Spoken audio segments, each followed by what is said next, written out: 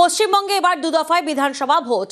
প্রথম দফা 23 এপ্রিল এবং দ্বিতীয় দফা 29 এপ্রিল। গণনা 4 মে।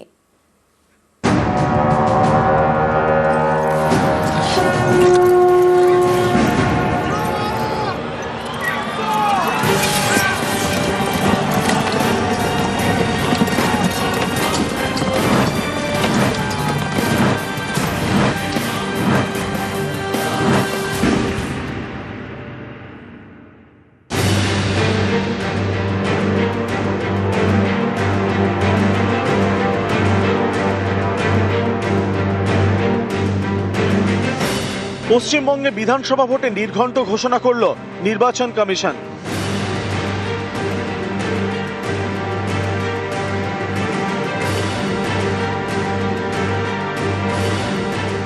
এবার রাজ্যে দু দফায় vote.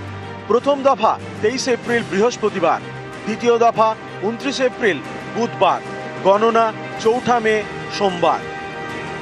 West Bengal, the 294 assembly constituencies, the polling shall be held in 2 phases. In the first phase 152 and the second phase 142. The date of poll shall be 23rd of April and 29th of April. And the counting shall be together for all, that is 4th of May 2026. প্রথম দফায় vote হবে কোচবিহার, আলিপুরদুয়ার, জলপাইগুড়ি, কালিম্পং, দার্জিলিং, উত্তর দিনাজপুর, দক্ষিণ দিনাজপুর, মালদা, মুর্শিদাবাদ, পূর্ব মেদিনীপুর, পশ্চিম মেদিনীপুর, পুরুলিয়া, বাঁকুড়া, ঝাড়গ্রাম, পশ্চিম বর্ধমান এবং বীরভূমে।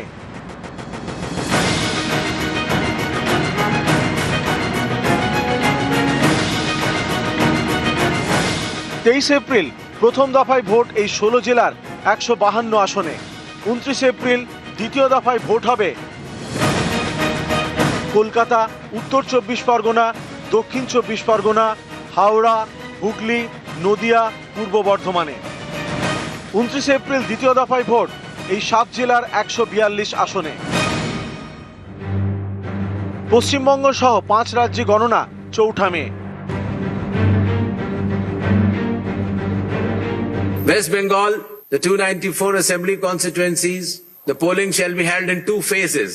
In the first phase 152 and the second phase 142. The date of poll shall be 23rd of April and 29th of April. And the counting shall be together for all, that is 4th of May 2026.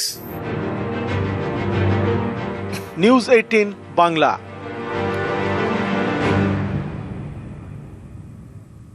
একুশে 8 দফায় বিধানসভা vote. এবার vote দু দফায়। নানা কারণে এবারে দু দফায় ভোট নজিরবিহীন। পশ্চিমবঙ্গে এবার দু দফায় ভোট। 2021-এ পশ্চিমবঙ্গে ভোট হয় 8 দফায়, 26-এ হবে 2 দফায়। সাম্প্রতিক অতীতে যা হয়নি এবার তাই হচ্ছে পশ্চিমবঙ্গে। বাংলায় 2 দফায় ভোট, যা নানা কারণে নজিরবিহীন। সাধারণত ভোট ঘোষণার পরে কেন্দ্রীয় বাহিনী আসে। এবার ভোট ঘোষণার আগেই পশ্চিমবঙ্গে চলে আসে কেন্দ্রীয় বাহিনী। 480 কোম্পানি কেন্দ্রীয় বাহিনী ঢোকে এ রাজ্যে।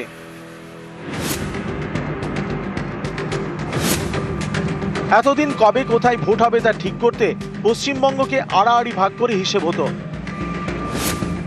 অর্থাৎ উত্তরবঙ্গের আসনগুলি নিয়ে ভোট আর দক্ষিণবঙ্গের আসনগুলি নিয়ে ভোট। কখনো উত্তরবঙ্গের সঙ্গে জঙ্গলমহল জুড়ে ভোট হয়েছে, কিন্তু এবার ভাগ হয়েছে লম্বালম্বি, অর্থাৎ পূর্ব পশ্চিমে। এই দেখুন, পূর্ব ও দক্ষিণ পূর্বের এই 7টি জেলার 142টি আসনে দ্বিতীয় দফায় ভোট, বাকি 152টি আসনে প্রথম দফায়। এভাবে ভাগ করাও নজিরবিহীন।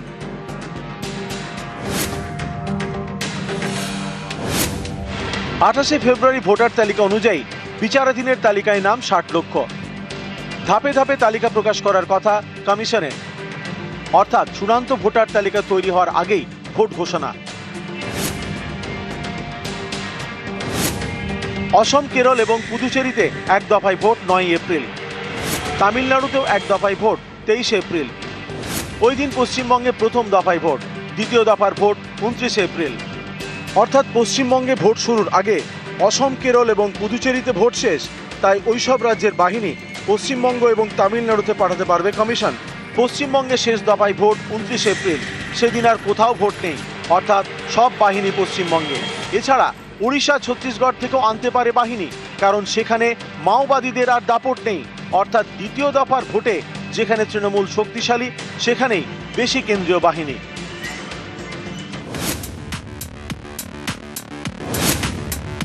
23 এপ্রিল প্রথম দফায় 152 আসনে ভোট। এই আসনগুলির মধ্যে বিজেপি 21-এ জিতেছিল 54টিতে।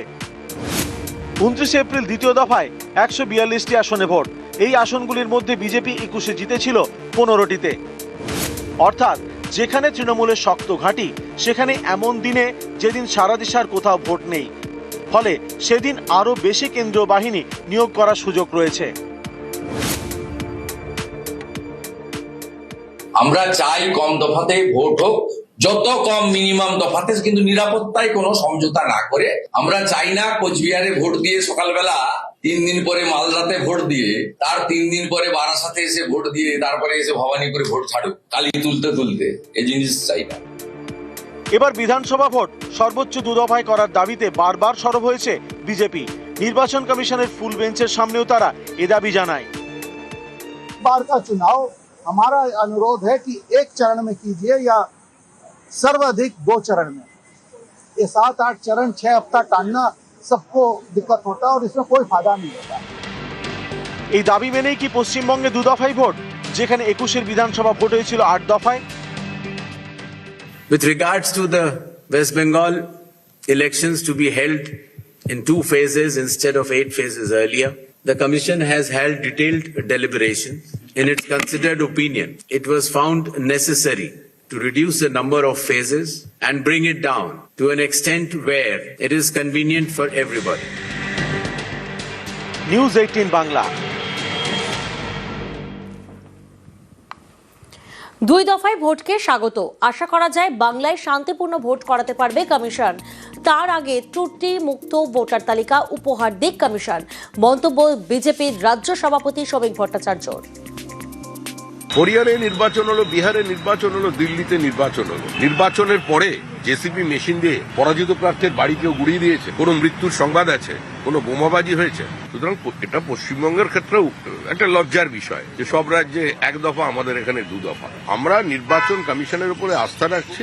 আমরা মনে করি তারা এখানে শান্তিপূর্ণ ভোট করাতে সক্ষম হবেন এবং তার আগে একটা ভেজাল মুক্ত, ত্রুটি মুক্ত ভোটার লিস্ট মানুষকে উপহার দেবেন।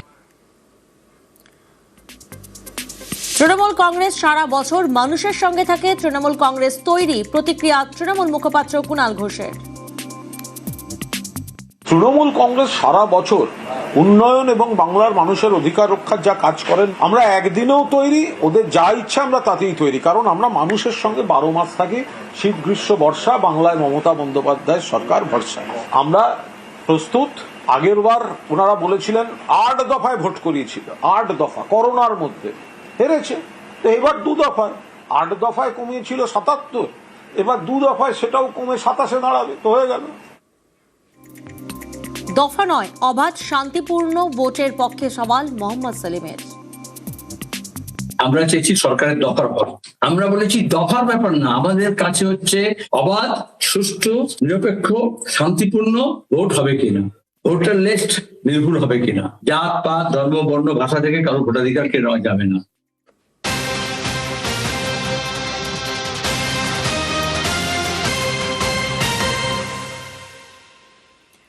ভোটার কার্ড না থাকলেও ভোট, বিকল্প 12 নথি দেখিয়ে ভোট দেওয়া যাবে। আধার, প্যান, পাসপোর্ট, ছবি সহ পেনশনের নথি, জব কার্ড, ড্রাইভিং লাইসেন্স সহ বিকল্প 12 নথিতে ভোট। ভোটার কার্ডে বানান বা ছাপার ভুলেও কোনো সমস্যা নেই।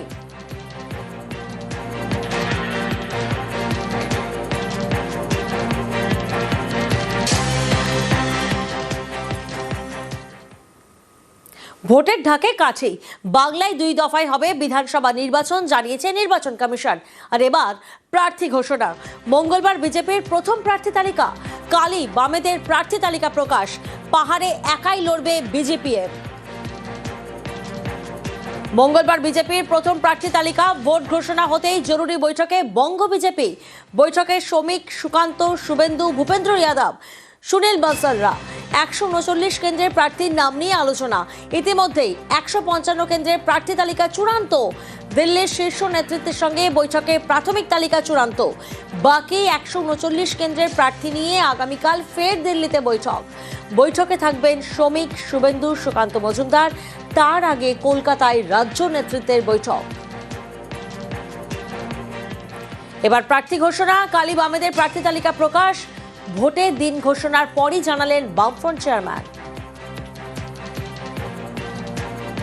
আমরা আগামীকাল বামফ্রন্টের প্রাথমিক তালিকা আমরা প্রকাশ করব। বামফ্রন্ট অন্য বামপন্থীদের সঙ্গে বোঝাপড়া করছে, কারণ বামপন্থী ঐক্য চাই।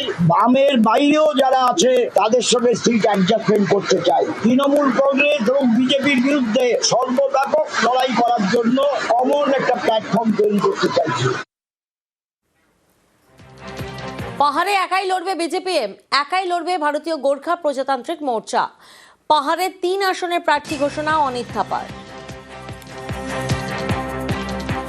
পাহাড়ে 3 আসনের প্রার্থী ঘোষণা অনিত থাপার। পাহাড়ে একাই লড়বে বিজেপিএম, একাই লড়বে ভারতীয় গোর্খা প্রজাতান্ত্রিক মোর্চা।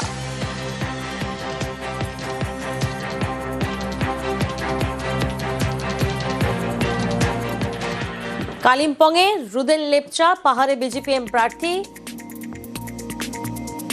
পাশাপাশি দার্জিলিং থেকে বিজেপিএম প্রার্থী হচ্ছেন বিজয় কুমার রায় এবং কার্শিয়াং থেকে অমল লামা, যিনি পাহাড়ে বিজেপিএম প্রার্থী হচ্ছেন।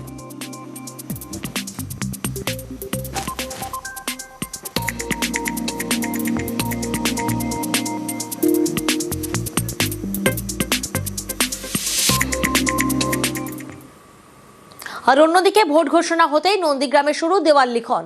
নন্দীগ্রামে বিরোধী দলনেতা শুভেন্দু অধিকারীর নামে দেওয়াল লিখন শুরু।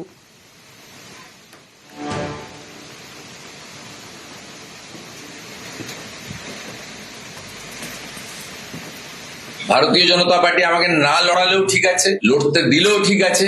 আর আমাকে জিজ্ঞেস করলে আমি বলবো আমি নন্দীগ্রামেই লড়বো। তারপরে বিজেপি যদি বলে এটা করতে হবে, ওটা করতে হবে, তাই হবে। নন্দীগ্রাম আমার ভদ্রাসন এবং আত্মিক সম্পর্ক। আমাকে যদি লড়তেই হয় নন্দীগ্রাম রেখে আমি অন্য কিছু ভাবতে পারি, সেটা আমি আমার অধিকার আছে বলার। দলের কাছে আমি বলেছি, বলবো ভবিষ্যতে। নন্দীগ্রাম নিয়ে কোনো দ্বিমত দ্বিচারিতা নেই। রবিবার বিকেলে ভোট ঘোষণা, আর তার আগে রাজ্যে জোড়া ঘোষণা। 2009 সাল থেকে বকেয়া ডিএ দেওয়ার ঘোষণা মুখ্যমন্ত্রীর।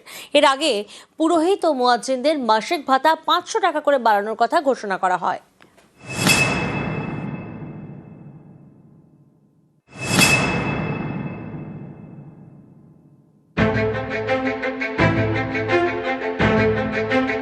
ভোট ঘোষণার আগেই রবিবার বড় ঘোষণা। 2009 সাল থেকে 2019 সাল পর্যন্ত বকেয়া ডিএ দেওয়ার ঘোষণা রাজ্য সরকারের। সুপ্রিম কোর্টের নির্দেশ মেনে এই ঘোষণা। মুখ্যমন্ত্রী জানিয়েছেন মার্চ মাস থেকেই বকেয়া ডিএ দেওয়া হবে। এদিন এক্সে পোস্ট করে মুখ্যমন্ত্রী জানান, আমাদের মাটি মানুষের সরকার তার সকল কর্মচারী, পেনশনভোগী, লক্ষ লক্ষ শিক্ষক শিক্ষিকা এবং অশিক্ষক কর্মী, পঞ্চায়েত পুরসভার কর্মী ও পেনশনভোগীকে দেওয়া কথা রেখেছে। রোপা 2009 মেনে বকেয়া ডিএ পাবেন। 2026 সালের মার্চ থেকেই মহার্ঘ ভাতা পেতে শুরু করবেন।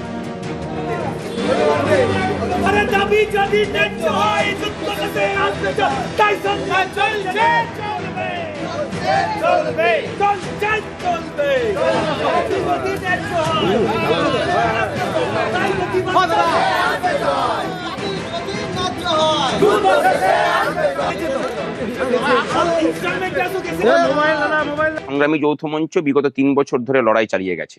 আজকের ঘোষণা সেই ধর্মঘটের সর্বাত্মকতা, আমাদের আন্দোলনের যে পেনিট্রেশন এবং চাপটা যে জায়গাতে পড়েছে, সেই সমস্ত কিছুর বহিঃপ্রকাশ স্বরূপই হয়েছে। লড়াই এখনো বাকি আছে, আমরা উৎসবেও মেতে উঠছি না, কিন্তু আমরা এটুকু বুঝতে পেরেছি যে আমাদের লড়াই সঠিক ছিল, আমাদের লড়াই সঠিক আছে, ভবিষ্যতেও লড়াই সঠিক পথেই চলবে।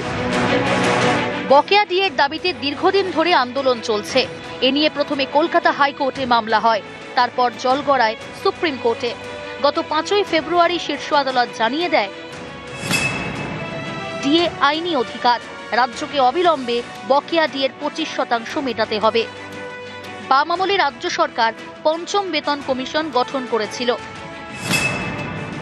2009 সালে সেই কমিশনের রিপোর্ট রাজ্য সরকার গ্রহণ করে। সেই রিপোর্টের ভিত্তিতে তৈরি হয় revision of pay and allowances আইন, সংক্ষেপে রোপা আইন 2009।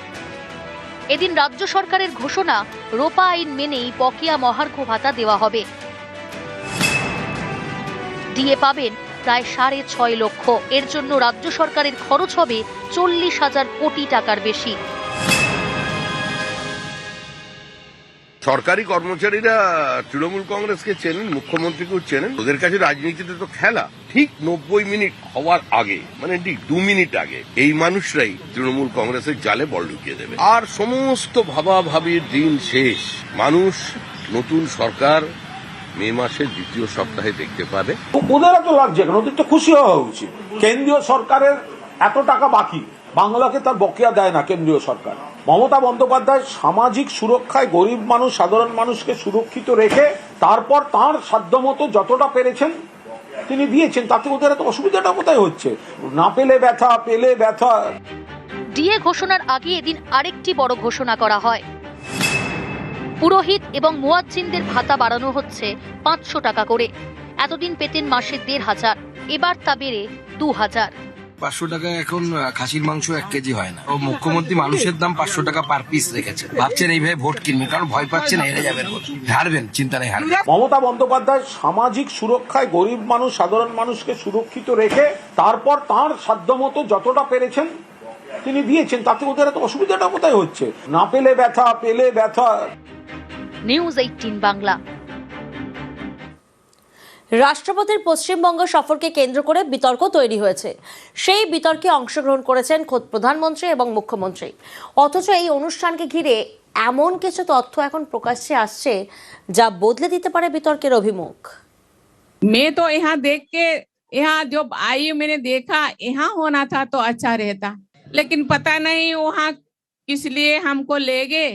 यहाँ के भाइयों बहनों ज्यादा नहीं जा पाए, लेकिन उनके मन में क्या आया मुझे पता नहीं कि वहाँ कर दिए जहाँ संताल लोग जा ना पाए। शायद उनके मन में था कोई ना आए और प्रेसिडेंट ऐसे ही घूम के चले जाए।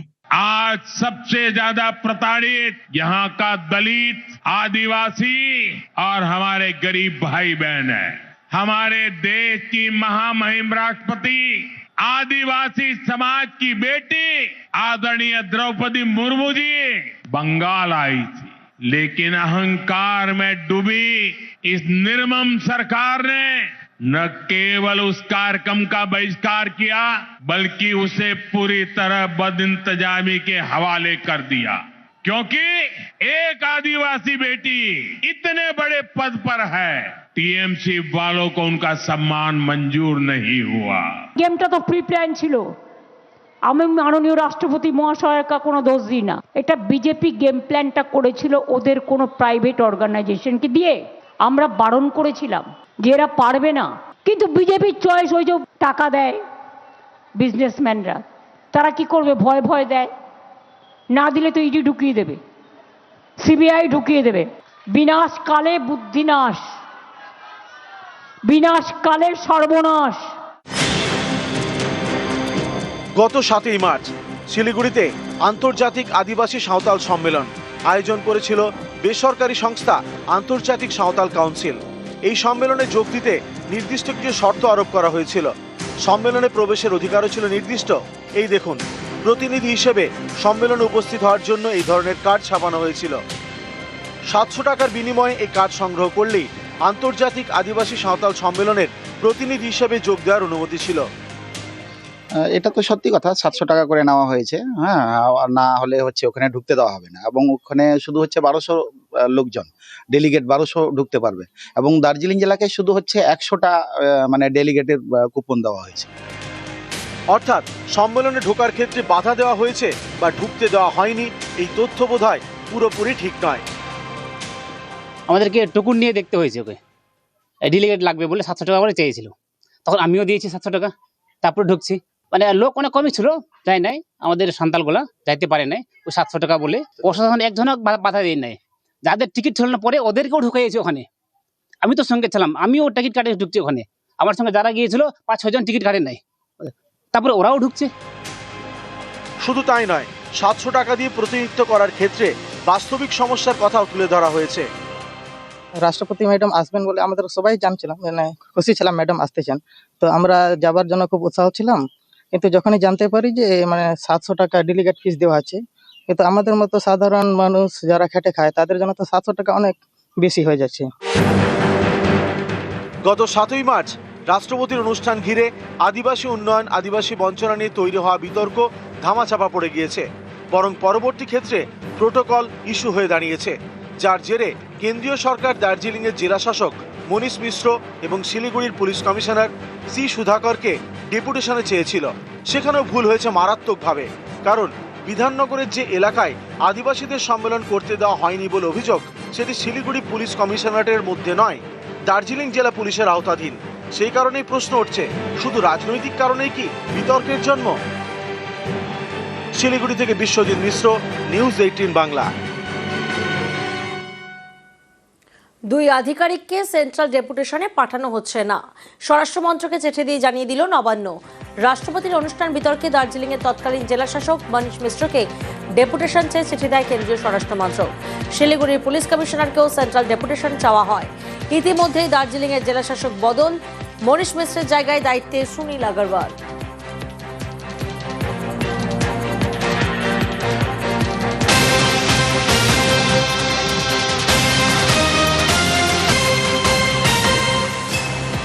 আর শিলিগুড়ির নতুন সিপি সৈয়দ ওয়াকার রাজা, আরো একবার আপনাদেরকে জানাই, শিলিগুড়ির নতুন সিপি হচ্ছেন সৈয়দ ওয়াকার রাজা। ভোট ঘোষণার আগে শিলিগুড়ির সিপি বদল, শিলিগুড়ির পুলিশ কমিশনার বদল নবান্ন।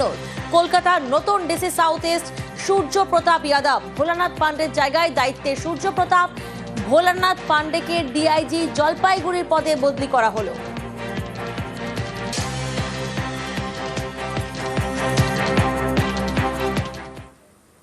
26-এর ভোটে কমিশনের নজরে 21-24-এর অশান্তি।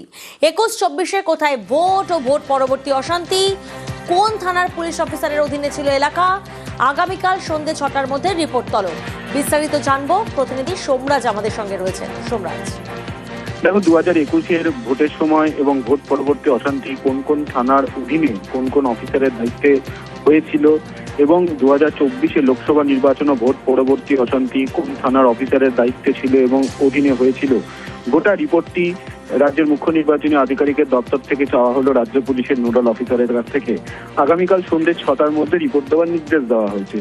তুমি জানো, জাতীয় নির্বাচন কমিশনের ফুল বেঞ্চ যখন রাজ্যের মুখ্য সচিব এবং রাজ্য পুলিশের ভারপ্রাপ্ত ডিজির সঙ্গে বৈঠক করেছিল, তখনই কিন্তু রাজ্যের বিধানসভা ভোট 2021 সালের এবং ভোট পরবর্তী অশান্তির ঘটনা কোন কোন থানার অফিসারের অধীনে হয়েছিল এবং তাদের বিরুদ্ধে কি পদক্ষেপ নেওয়া হয়েছিল তা নিয়ে বিস্তারিত খোঁজ নিয়েছিলেন এবং রিপোর্ট দিতে বলেছিলেন। আজকে লিখিত আকারে চিঠি দেওয়া হলো রাজ্য পুলিশের নোডাল অফিসারকে এবং বলা হলো আগামীকাল সন্ধ্যে 6টার মধ্যে রিপোর্ট দিতে। ঘাটালের ভগবতী সেতু সংযোগকারী রাস্তা তৈরিতে খুলল জট, শুরু হয়েছে কাজ। বরাদ্দ 3 কোটি টাকা, ধূপগুড়িতে তৈরি হচ্ছে পাকা রাস্তা। নদিয়া ও ডেবরায় শুরু হয়েছে রাস্তা সংস্কারের কাজ।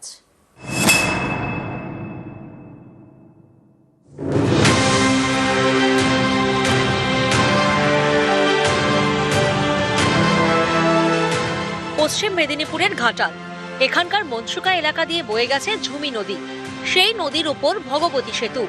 3 বছর আগেই শেষ হয়েছে ভগবতী সেতুর কাজ, কিন্তু তারপরও চালু করা যায়নি এই সেতু। স্থানীয়দের অভিযোগ, সেতুর দুপাশে সংযোগকারী রাস্তা তৈরিতে জটিলতা, তার কারণে আটকে ছিল কাজ। এবার খুলছে জট। গ্রাম উন্নয়ন দফতরের উদ্যোগে তৈরি করা হচ্ছে সেই সংযোগকারী রাস্তা। এর জন্য 3 কোটি টাকা বরাদ্দ হয়েছে বলে দাবি। আমরা অনেকদিনই তো যাতায়াত করছি এখান দিয়ে, ওলটা হয়েছে কিন্তু রাস্তা তো হচ্ছে না, ওই জন্যই যাতায়াত হয়নি। সমস্যা বলতে দুদিকে তো রাস্তাটা চাই। বেশ কয়েক বছর ধরে আমাদের যে মনসুকার ভগবতী সেতু, সেই সেতুটি আমাদের নির্মাণ হয়েছিল কিন্তু জমি জটে আটকে ছিল। আমাদের যে জমি জট সেটা আমরা দেখছি কাটিয়ে উঠেছে, তার যে রাস্তার কাজ সেটা শুরু হয়েছে। আমরা খুবই আনন্দিত। অ্যাপ্রোচ যে দুদিকের যে রাস্তা সে অ্যাপ্রোচের আমাদের একটু সমস্যা ছিল, সে অ্যাপ্রোচের জন্য তখন টাকা ধরা হয়নি, পরবর্তী সময়ে টাকা ধরা হয়েছে এবং এই মুহূর্তে ভগবতী ব্রিজের পূর্ব পাড়ের অ্যাপ্রোচের কাজ শুরু হয়ে গেছে এবং আগামী 1-2 দিনের মধ্যে আমরা এই পাড়ের কাজটাও শুরু করে দেবো। পশ্চিম মেদিনীপুরের ডেবরা, এখানকার খানামোহান এলাকায় 4 কিলোমিটার রাস্তা সারাইয়ের কাজ শুরু হয়েছে সেচ দফতরের উদ্যোগে। 20 লক্ষ টাকা বরাদ্দ হয়েছে বলে দাবি। স্থানীয়দের অভিযোগ, এতদিন এই রাস্তা ছিল মাটির, তাই বর্ষায় দুর্ভোগের এক শেষ। এবার মাটির রাস্তায় পড়ছে মোড়া। এখন কাজ হচ্ছে, স্কুল গাড়ি ঢুকতো না, বাচ্চাকে পৌঁছাতে হতো, খুব সমস্যা হয়েছিল অনেকদিন ধরে। হ্যাঁ, খুব খুশি। তো এটা প্রচন্ড কষ্টের মধ্যে থাকতে হতো আমাদের। দিদিকে বলোকে ফোন করি, ওখান থেকে জেলা পরিষদ থেকে ইন্সপেকশনে এসেছিলেন, তারপর এখন দেখছি 1 মাস হলো কাজ শুরু হয়েছে, আমরা খুশি।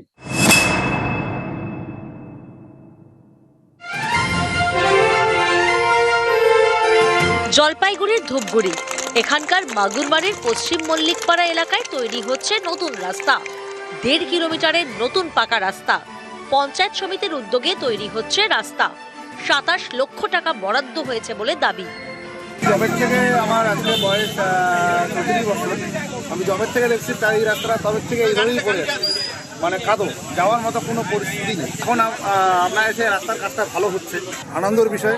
এই এলাকার মানুষের দীর্ঘদিনের দাবি ছিল যে রাস্তাটা খুবই দরকার এবং সত্যিকারের রাস্তাটার অবস্থা খুব বেহাল অবস্থা। এই বর্ষা আসতেছে, মানুষগুলোর যাতায়াতের জন্য খুবই সমস্যা হয়।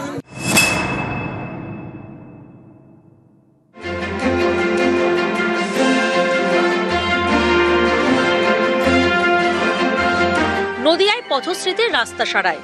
এখানকার রানাঘাটের কুপার্স এলাকায় মোট 12টি ওয়ার্ড। অভিযোগ, সবকটি ওয়ার্ডেই এমন কিছু রাস্তা আছে যা ভাঙাচোরা। সেই সব রাস্তা সারাইয়ের কাজ শুরু হয়েছে। প্রায় 24 কিলোমিটারের এই রাস্তা সারাইয়ে 25 কোটি টাকা বরাদ্দ হয়েছে বলে দাবি। আমাদের এই রাস্তার দাবি ছিল, খুবই আমাদের এই রাস্তার জন্য অসুবিধা হচ্ছিল। আমরা নিজস্ব একটা কোনো পেশেন্ট নিয়ে যেতে পারতাম না রানাঘাট। সেই ক্ষেত্রে আমাদের যদি রাস্তাটা খুব তাড়াতাড়ি হয়, দ্রুত হয়, আমরা তাতে খুবই উপকৃত হব এবং যারা মায়েদের নিয়ে যাব তারা উপকৃত হবে। প্রায় বহু বছর ধরে এই রাস্তাটি মানে খারাপ পরিস্থিতিতে রয়েছে। পথশ্রী প্রকল্পের মাধ্যমে এই রাস্তাটি আবার নতুন করে হচ্ছে, আমরা এতে খুবই খুশি। নিউজ 18 বাংলা।